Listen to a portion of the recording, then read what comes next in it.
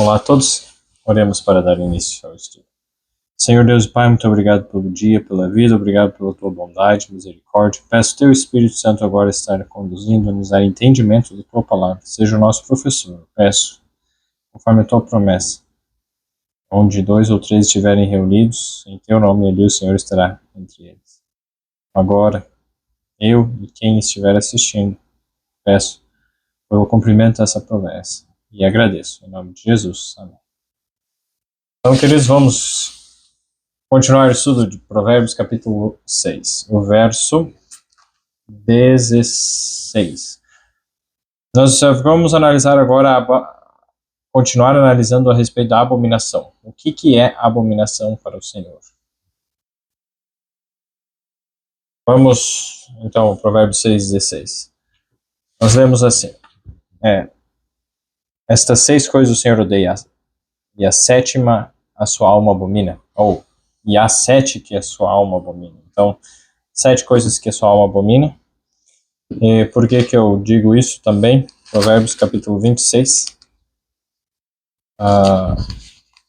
Provérbios capítulo 26. Nós lemos aqui no verso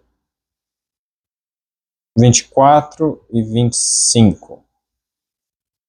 E 26. 24 a 26. Algo muito interessante. Vamos lá. Aquele que odeia dissimula com seus lábios, mas no seu íntimo encobre o engano. Quando te suplicar com voz suave, não te fies nele, porque abriga 7 abominações no seu coração. Cujo ódio se encobre com engano, e a sua maldade será exposta perante a congregação. Olha que interessante. No coração daquele que odeia, há o quê? 7 abominações, no final do verso 25. As 7 abominações. E então nós estamos vendo aqui as 7 coisas que o Senhor abomina. Podemos fazer esse paralelo entre aquelas e estas. E vamos então analisar melhor. O que Deus abomina? Nós paramos no último estudo, no livro de Deuteronômio, nós vimos Deuteronômio 27, 15.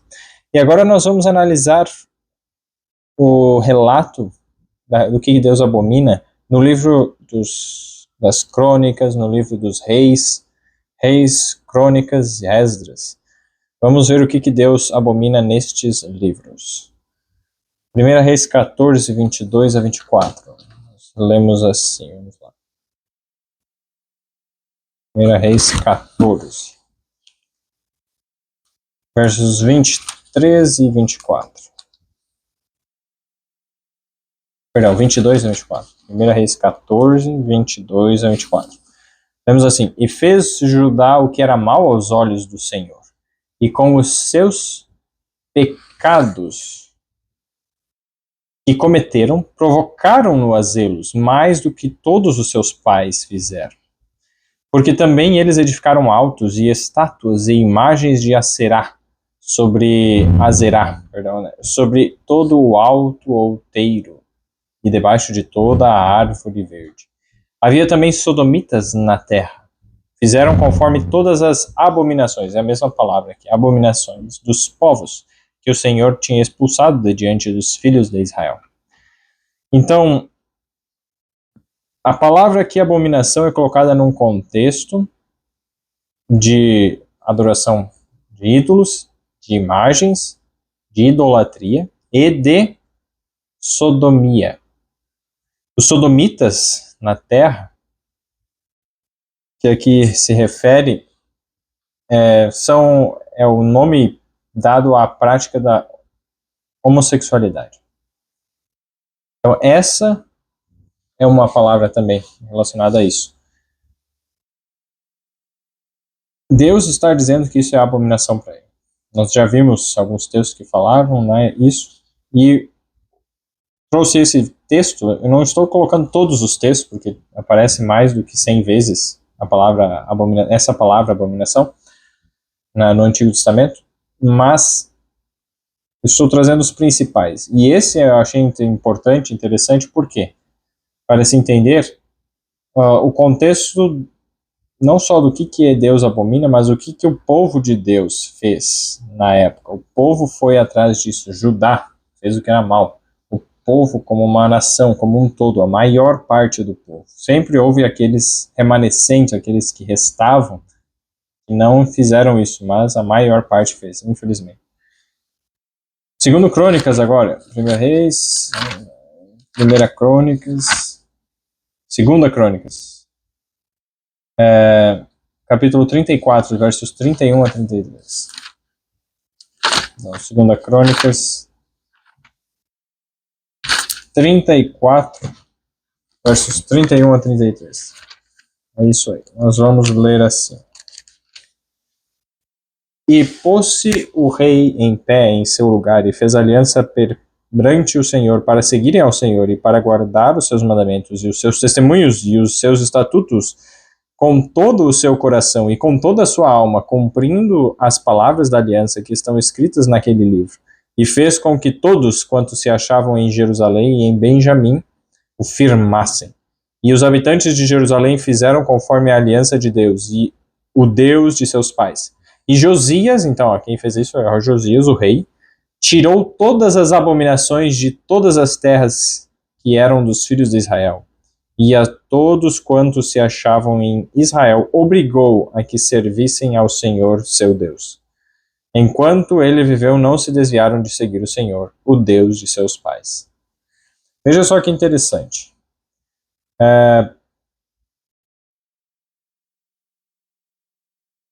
Josias aqui, ele vai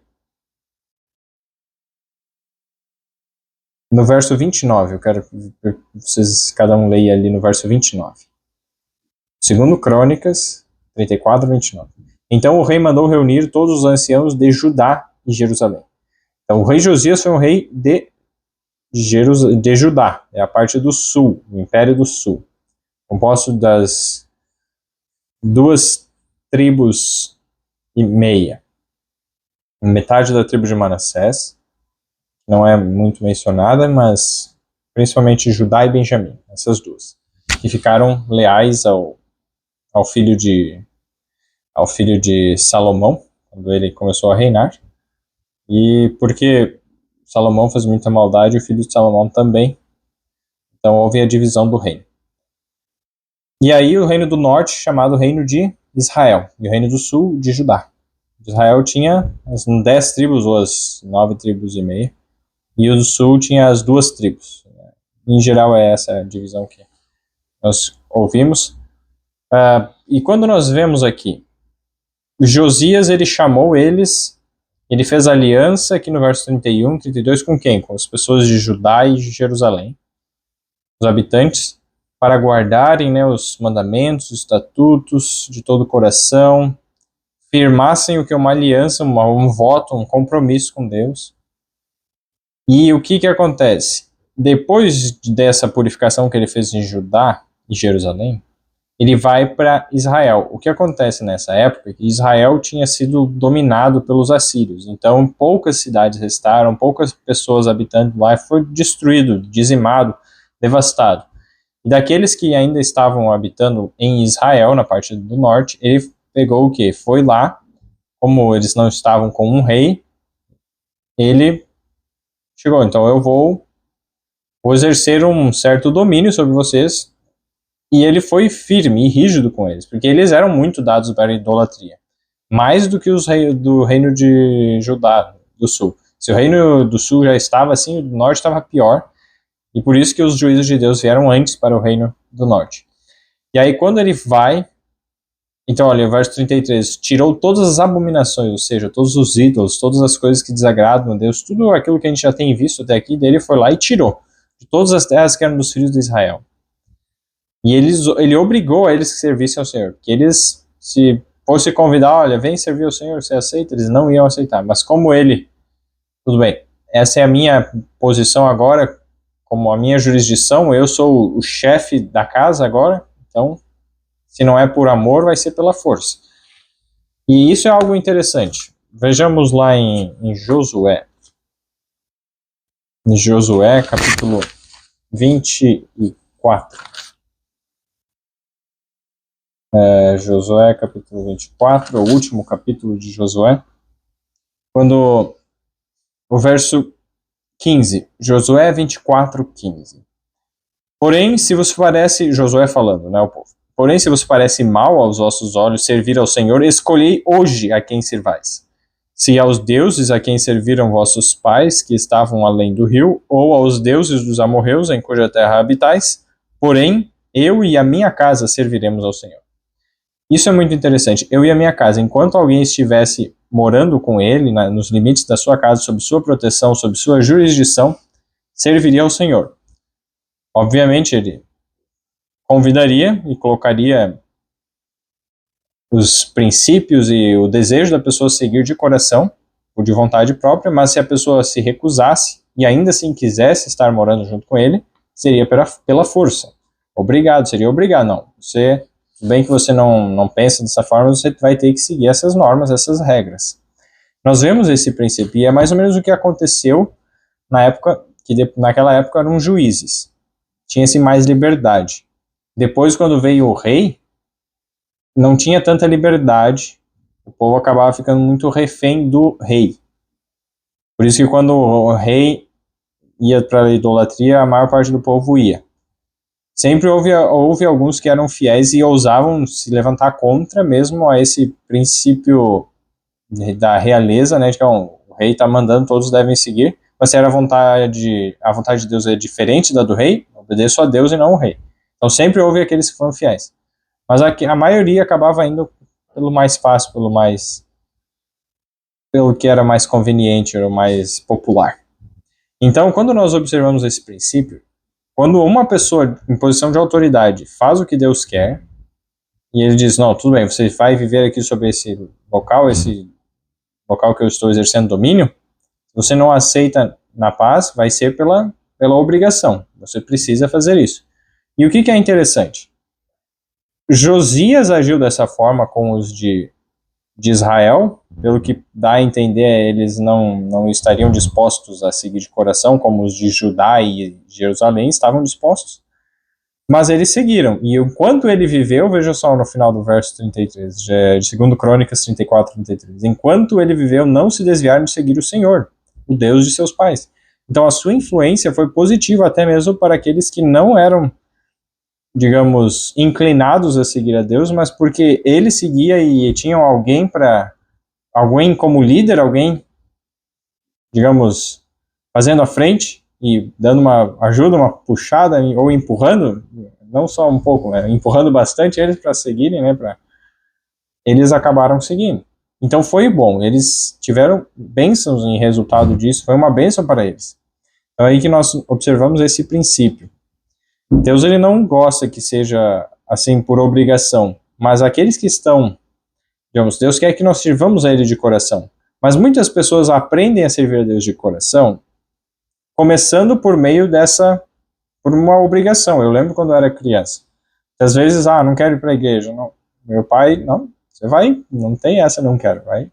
E, graças a Deus, né, ele, na maior parte das vezes, tirando algumas que eu também não fui um bom filho, ele acabou respondendo de forma mais rígida e também ao papel dele, e houve algumas que ele pediu perdão já, que talvez não tenha sido da melhor forma, mas no geral digo que 99% das vezes foi uma forma boa, e mesmo quando eu não estava disposto, ele não, vai fazer, e era firme, e na obrigação, mesmo que você não queira, você vai.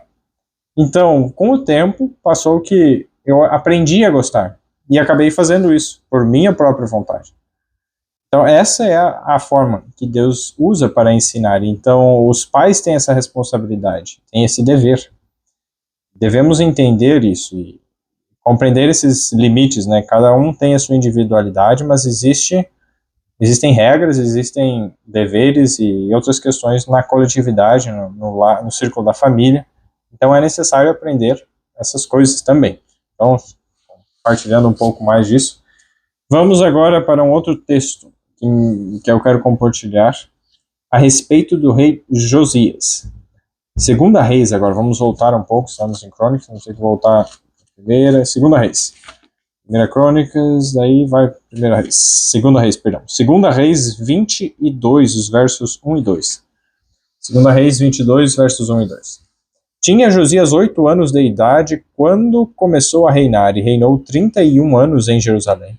E era o nome de sua mãe Gedida, filha de Adaías, de Boscate. E fez o que era reto aos olhos do Senhor. E andou em todo o caminho de Davi, seu pai. E não se apartou dele, nem para a direita, nem para a esquerda. Veja só que interessante. Ele fez o que era reto, andou no caminho de Davi e não se apartou dele, nem para a direita, nem para a esquerda.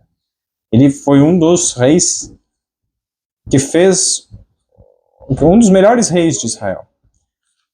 E aí, vamos ver agora em 2 Reis, no próximo capítulo 23, o verso 25. Olha que interessante o que é dito a respeito dele. Vamos ver os versos 24 e 25. E também os adivinhos, os feiticeiros, os terafins, os ídolos e todas as abominações que se viam na terra de Judá e em Jerusalém, os extirpou Josias para confirmar as palavras da lei que estavam escritas no livro que o sacerdote Ilquias achara na casa do Senhor. No outro capítulo nós lemos, no outro livro, perdão, lá em 2 Crônicas, que ele também fez isso em Israel, no reino de Israel, no reino do norte. Mas ele fez também isso do sul, o que ele tirou? Os adivinhos, feiticeiros, ídolos, todas as abominações. Extirpou. E aí o verso 25, olha que interessante. Antes dele não houve rei semelhante, que se convertesse ao Senhor com todo o seu coração, e com toda a sua alma, e com todas as suas forças, conforme toda a lei de Moisés. E depois dele nunca se levantou outro tal. Igual a ele não teve outro.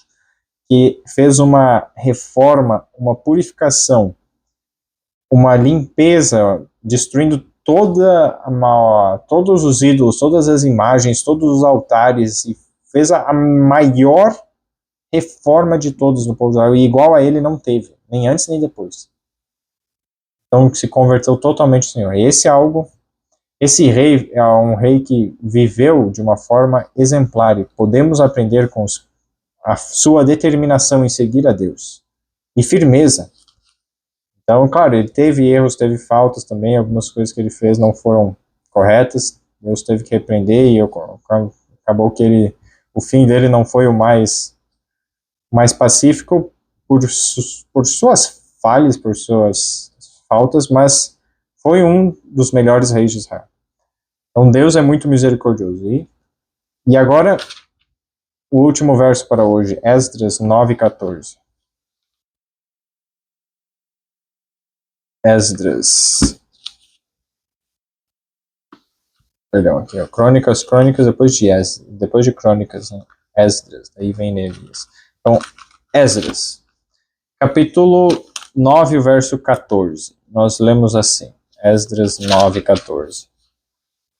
Tornaremos, pois, agora a violar os teus mandamentos e a aparentar-nos como os povos destas abominações? Não te indignarias tu assim contra nós, até de todo nos consumir, até que não ficasse remanescente nem quem escapasse? Veja só que interessante. Violar os mandamentos de Deus e aparentar-se, ou seja, casamentos com os povos destas abominações. Essa palavra, a mesma palavra, abominação, violar os mandamentos. Então, quando se começa a imitar as abominações das nações ao redor das pessoas do mundo,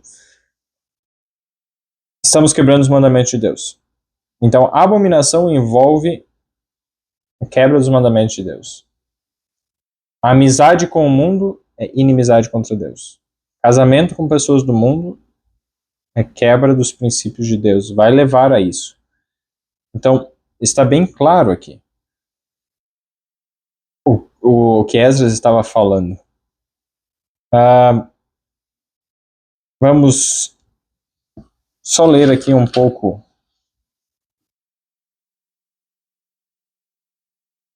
o verso 10 e 11. Eu quero ler os versos anteriores só para ter um pouco o contexto.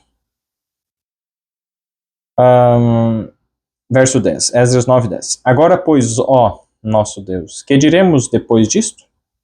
Pois deixamos os teus mandamentos, os quais mandaste pelo ministério de teus servos os profetas, dizendo: a terra em que entrais para possuir é terra imunda.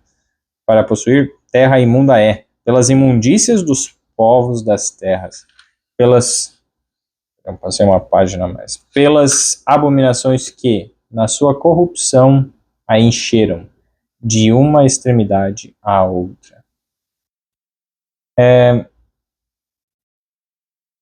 Olha só o verso 12 e 13 também. Agora, pois, vossas filhas não dareis a seus filhos, e as suas filhas não tomareis para vossos filhos, e nunca procurareis a sua paz e o seu bem, para que sejais fortes e comais os bens da terra, e a deixeis por herança a vossos filhos para sempre. Verso 13, e depois de tudo o que nos tem sucedido por causa das nossas más obras e da nossa grande culpa, porquanto tu, ó nosso Deus, impediste que fôssemos destruídos por causa da nossa iniquidade, e ainda nos deste um remanescente como este. Esdras é na época que eles, depois que Judá e Jerusalém foi conquistada e destruída, né, pelos babilônios, eles voltaram, daí já no período dos persas, eles voltaram para Jerusalém, um remanescente, poucos. E aí ele coloca o verso 14 que nós lemos, né, violar os mandamentos e tal, essas abominações. E o remanescente escapou. Deus permitiu que um remanescente escapasse. E se eles voltassem novamente àquelas práticas, está dizendo, o que vai ser de nós? Vamos ser totalmente destruídos. Já nem merecíamos estar aqui. E agora? Então, nesse contexto, Deus ele é muito misericordioso. Deus ele nos ensina o que são as abominações, o que ele não gosta. E se Deus quiser, no próximo estudo vamos ver a respeito de Provérbios. As abominações em Provérbios. O que está lá que Deus abomina? Quais são as práticas, as ações, atitudes, pensamentos, palavras que Deus abomina, com mais detalhes. Vamos aprender isso para saber o que Deus não gosta e para nós também passarmos a não gostar dessas coisas e agirmos conforme a vontade de Deus. Oremos para encerrar.